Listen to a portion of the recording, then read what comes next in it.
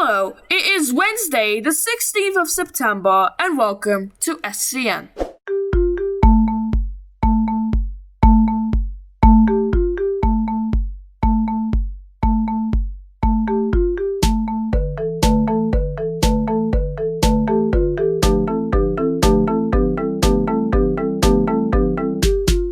Today, we will look in order from present to past. Here's the headlines. The new turbostar for Airlink and Connect. Taking a deeper look with the signaling system with BandTech. New Bowden station. And secret station upgrade. Our first headline is the new... Oh my god, it's Tyler! Hello. Hello, welcome to SCN. Our first headline is the new trains. These new trains are the turbostars. They will be refurbished for Connect and Airlink. It's so detailed. The curves, the display boards, the work is filled with effort. I can also tell with the interior too. The Airlink one has the new livery with the Class 802, which eventually it will be the same for the old trains on this operator. I love how this is set in a secret place with a secret test center. This location is very secret. So secret that I kept saying, what is wrong with me? Overall, it's a 10 out of 10 for me. Now here's the new signaling system we are going to talk about. I am not going to talk about that much in the headline, but we have BandTech explaining us what's changing. His video is going to be shortened to make this simplified by me. Let's roll it. Keep in mind this is 8 minutes long, so apologies. So there are a number of different factors that kind of fed into us creating this new system.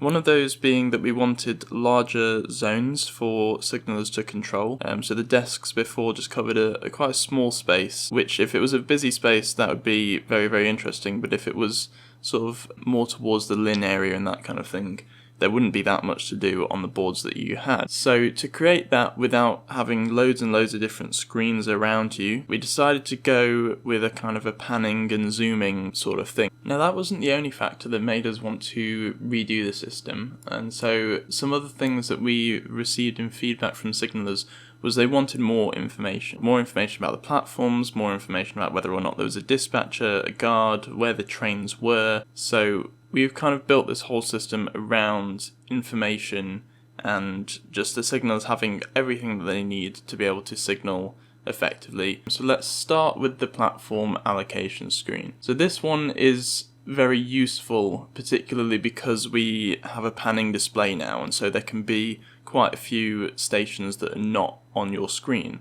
So it's good to, keep up to track with what's going on at all of these different stations, know if one needs your attention, for example. So as you can see, we've got the station, we've got the platform number for that station, we've got its status, whether it's vacant, occupied, ready to depart, that kind of thing. If there's a guard there when the train is in the platform, if there's a dispatcher allocated to those set of platforms, they'll show here, and which zone it is. Now, the reason for the zone thing we'll come on to a little bit later with some of our future plans for the system, but currently we're in Zone A, so it's showing us all of Zone A at the moment. Now we can filter the station names, so for example if I just wanted to see ones with Stepford in the name, there we go, I've got Stepford Central and Victoria. Now each platform, that's not the only information that we can get if we actually click on one. So if there's a train there, it will show you the time that that train is scheduled to depart from that platform, and a little bit more information about the guard and the dispatcher, so it will show you the rank of the guard and the rank of the dispatcher.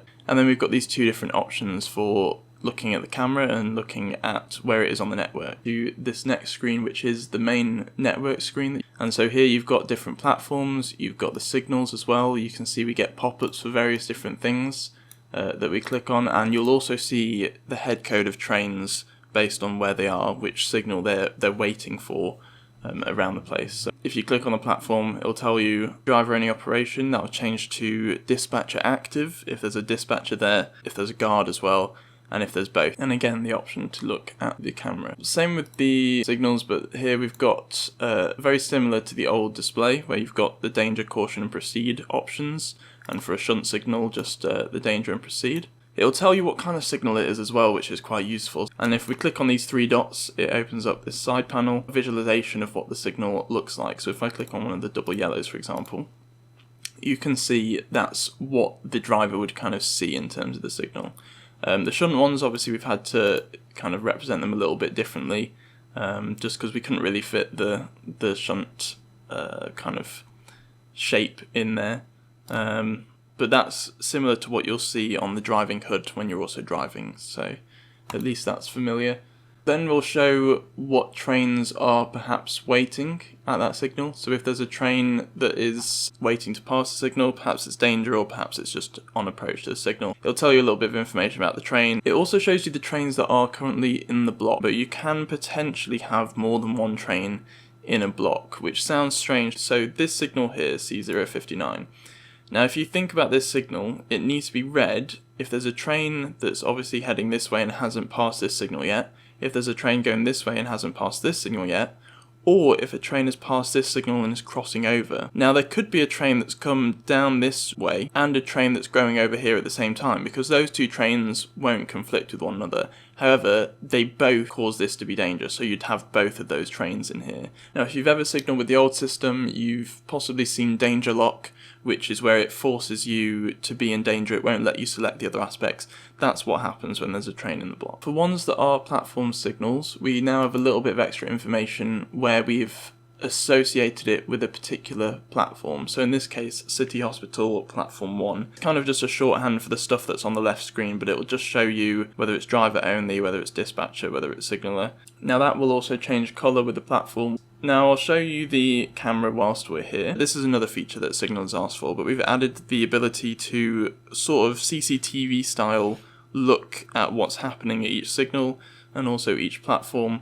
And so if I click that, we go into this kind of CCTV mode where we've got quite a wide field of view. We've got this kind of old style CRT screen kind of vibe going on, and you can also rotate it so that here we're looking back, kind of what the signal is seeing, I suppose, and here we're seeing if we were a train approaching the signal, what we might see. And that's useful for debug if you think there's something wrong with the system, but also it's useful if you just want to see what's going on. Now when they're ready to depart, you can see it's flashing yellow here. It's flashing yellow over on the full train list as well.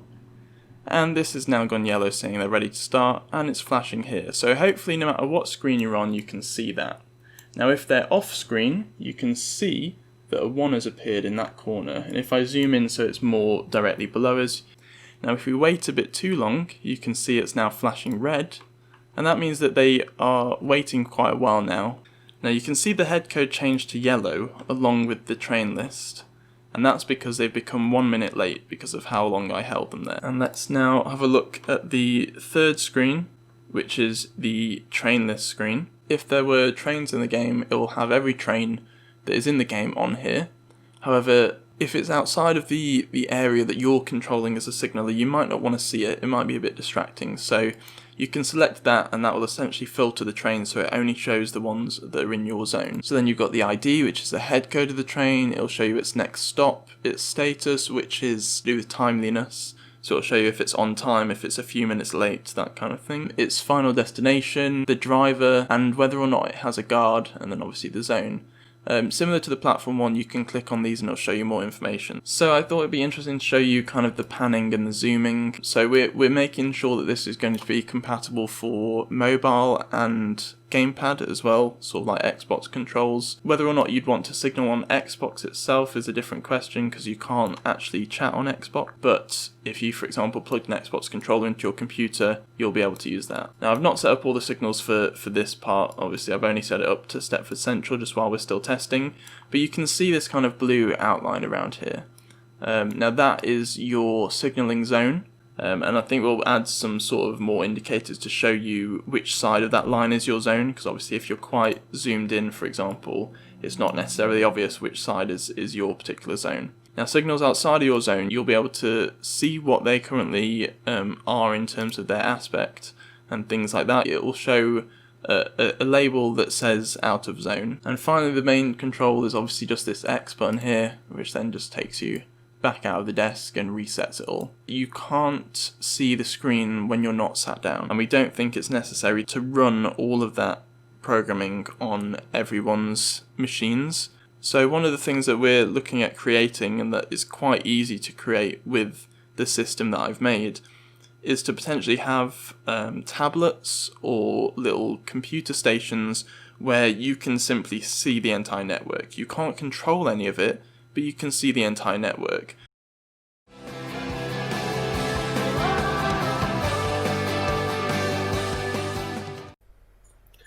Well, that's a major change. Thanks, Bowden Tech, for explaining in your newest video. Thumbs up. After over a year, Bowden has never been upgraded. It's falling behind the others. However, that's not going to happen anymore, as it will go to the next level. This looks more modern and it cannot be finished without the scenery changing. Before, I did not support Visit Bowden because it was actually a small place and not many things to do there. Until now. Thank you for not letting the company. Lastly, we are looking at the upgrade of the station. A station we are not sure of. Many people say it's placed in Stuff Road, but I don't see any terminating platforms, and it looks like it has 4 platforms. Well, I see it's part of the Express, but I'm still puzzled. Let me know what you think, even though this came out 11 days ago. That's all, I guess. We cannot finish this without the weather. Okay, thanks, Pingu. I am the weatherman today, if you don't mind. Tomorrow, it's going to be sunny all day with a high of temperature to 23 degrees and a low of 16. Thank you.